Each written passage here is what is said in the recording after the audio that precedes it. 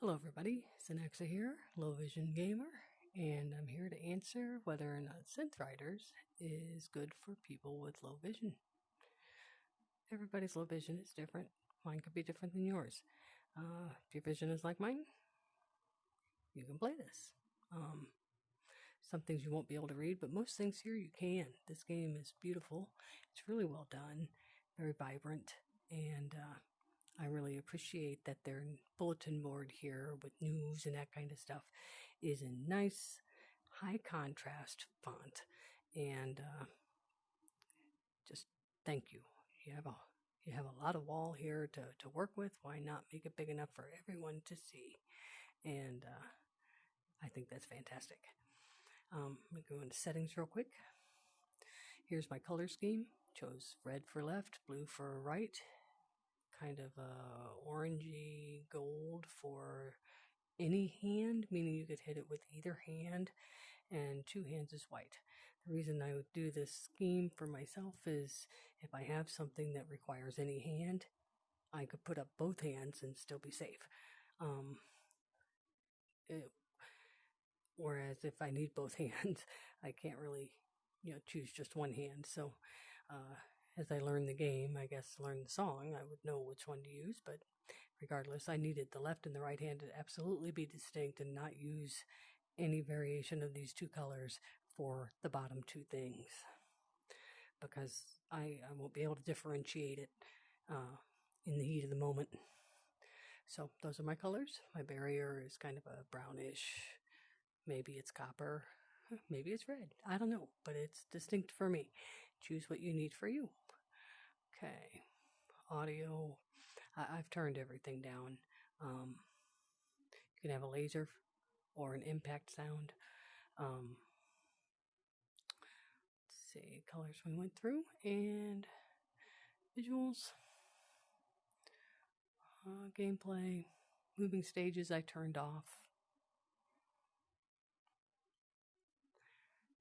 Didn't change anything there. There was another setting that I had having to do with the stage. I use the void. It seems to be the darkest, so it doesn't have a lot of visual noise for me. And particle effects I put as low. I don't want to turn them off because that's part of the fun of the game. But when they were at medium or high, there are like sparks that come off of your ball hands, like big fireworks kind of thing, and it gets in the way of me being able to see. But I do want to have some of it. But you can turn them off if you need to. Here we go. That's that. Let's get into, well, do the tutorial on the right there if you do get the game and decide to play. I don't have audio on at all.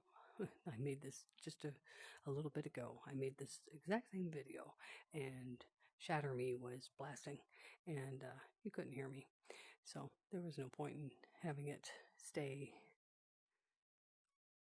up. So I figured out that your menu here controls this volume here, what plays, so you can test different songs before you get them or before you play them and hear what they sound like. You just can't with me because I've turned them off.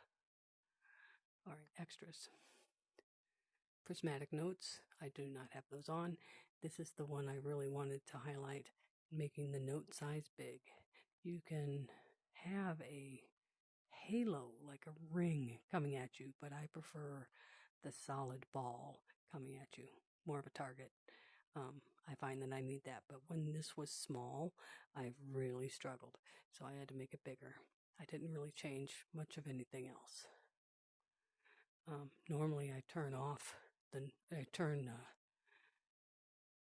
no fail mode on, and I'll do that now. I didn't really change anything else. I want to experience the game as much as possible the way everybody else does. So let's show you a little bit of gameplay here. It's going to be a dark screen for a second. Here's your controllers. It is fast. I selected easy. It's a good workout for your shoulders, and you can even intensify how much you have to stretch in the menus. I didn't intensify it because I'm not playing this regularly. But if I were to switch to playing it regularly, I'd play around with those settings. There we go. See, I didn't know if that was orange or not. It turns out it was both. So it was white. White also looks orange and yellow to me. Oh, that's just one hand. Oh no, I can't tell.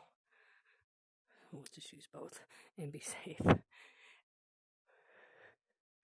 So you just kind of follow the tracking thing, and it's really good for rotation and movement. It's not as high impact as, say, audio trip. It's more fluid, I think. If I had to try to describe it, I'm a little janky, but I wish that sparkle effect. Remember, I turned down to low the impact. So imagine these sparks when it's full bore. It's blinding, and I am sensitive to glare, so I had to turn that down as much as possible. Another reason I really didn't want my common notes to have a bright color, because you could make them white, but every time you hit it, it would just be a big white light in front of you, and if you're photosensitive at all, that would cause you problems. I don't know if that's the right one to use there. Oh. And there we go. I think I've shown you just about everything that's involved with